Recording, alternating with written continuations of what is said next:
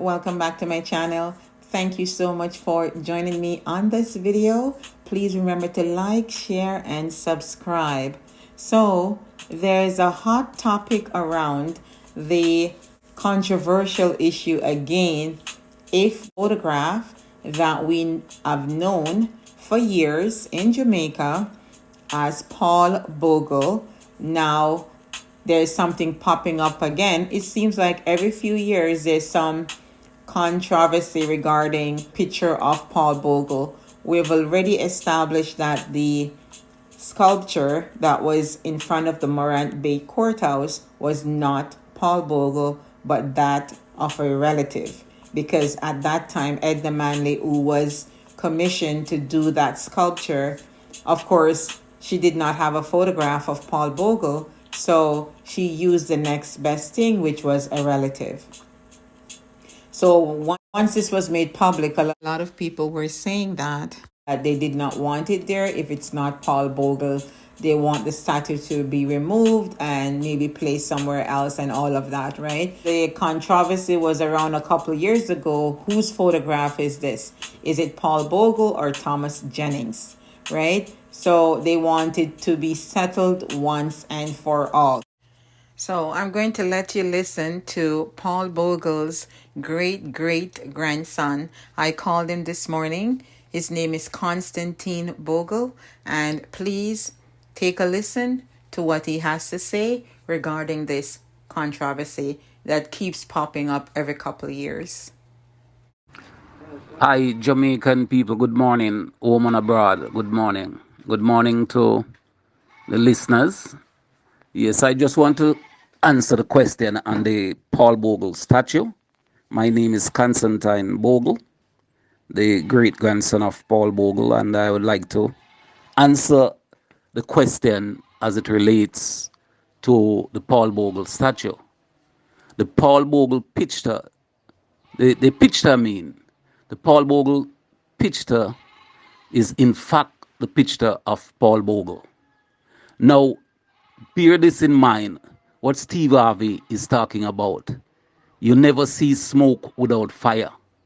It is the fire of commemoration that we are the first person on earth to set up the commemoration day for Paul Bogle. And this is going to turn Paul Bogle into the most recognized person on the face of the earth.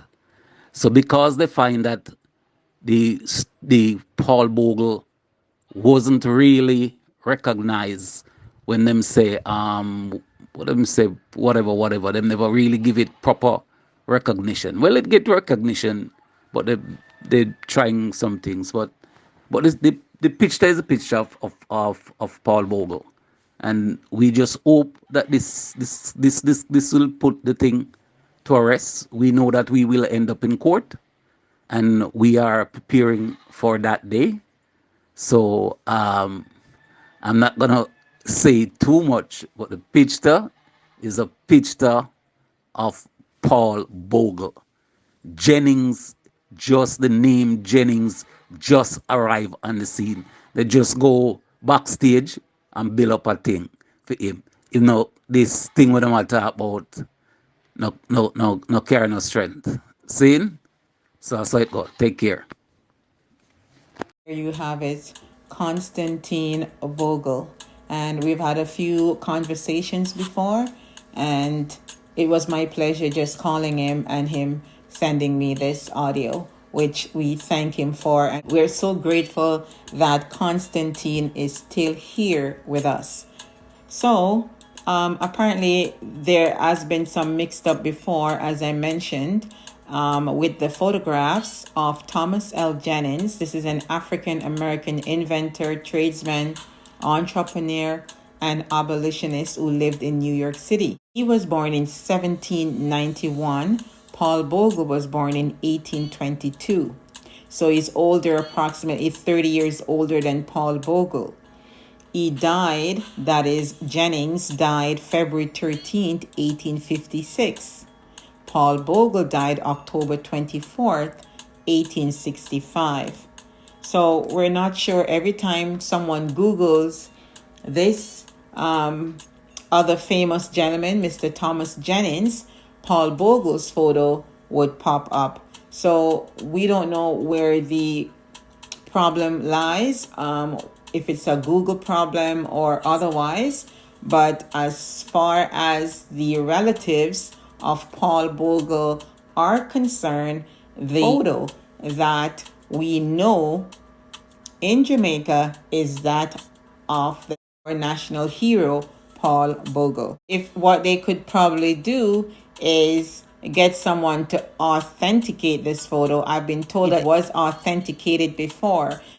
Someone saying that Paul Bogle was a farmer and he could not have afforded a suit at the time when this photo was taken, maybe in the 1860s, because we know that he died in 1865. So maybe it was taken a few years before he died or so. Could be 50s or 60s, we don't know.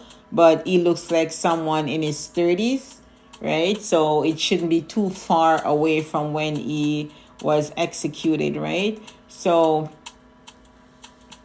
Paul Bogle was a man of means. He wasn't poor, right?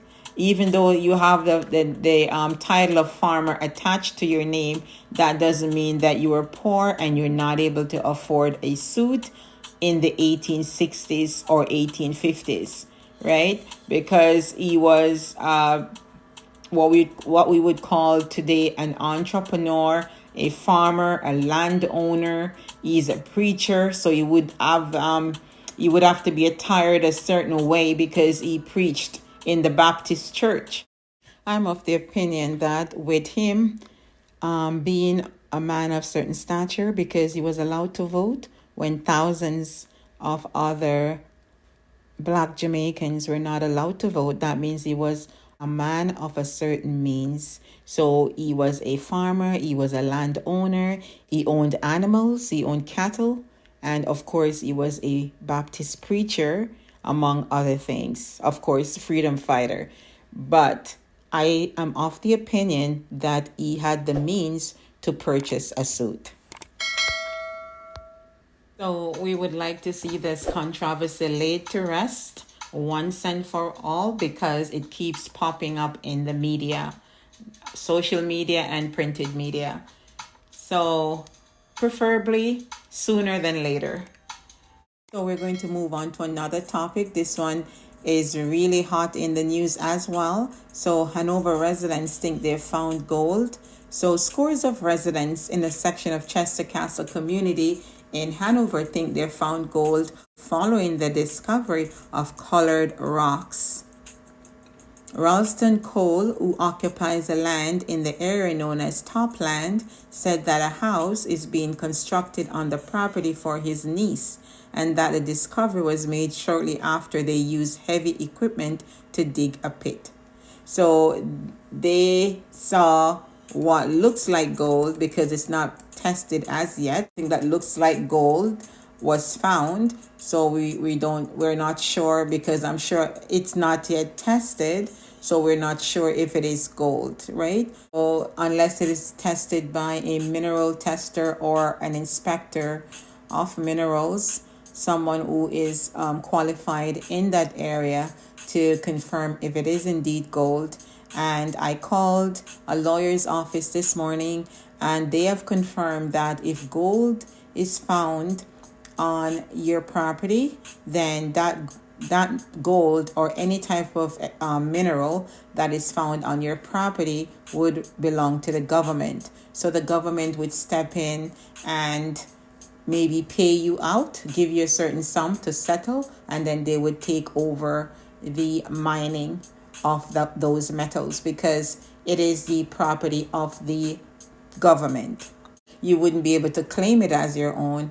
I saw in the news that there was a lot of young people turning up with all types of tools and buckets to mine gold, but that's not how it works. And of course, it's not on your property, it's on someone else's property, so you couldn't remove it from the property. And even the property owner, they have to get the government there. confirming if this is gold and if it's worth mining and all of this, and then they would give you some money, pay you out, and then they will get miners in to mine that metal. If it is indeed gold, then that's very good. If it is indeed gold, then that's great news, especially for the person who owns that land. Then of course they would be entitled to some type of compensation if the government is going to mine that property. So let's see what happened. Feel good story, and everybody is rooting for them to find gold. So let's see how it goes. Thanks so much for joining me on this video. Thank you for joining me on this video. Please remember to like, share, and subscribe. Take care of yourself and others. Bye for now. See you on the next video.